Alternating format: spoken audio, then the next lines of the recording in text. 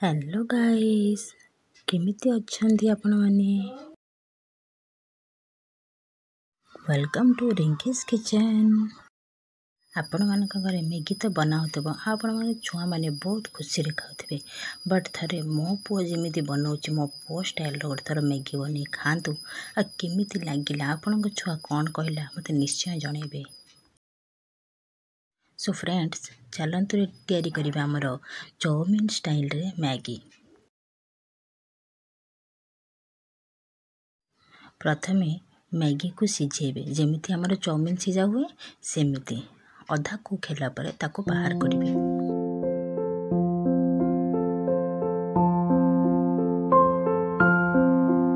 सिझिबा परे मैगी काढिबे आ सेथिरे 1 स्पून तेल दे ताको टिके भलो से गोळे देबे।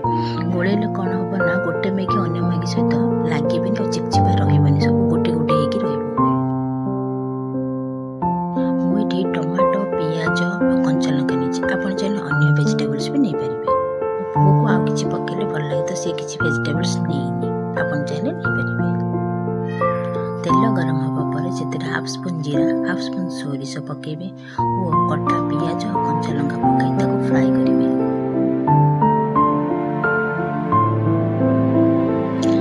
पियाज भाजी हबा परे सेते कटा टमाटो पकाई ताको टिके भल से फ्राई करिवे।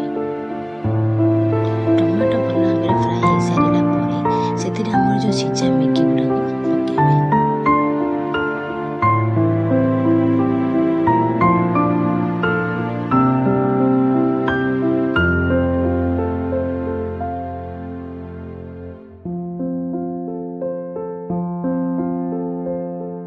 एथिरे 1 स्पून टमाटो सॉस पकेबे।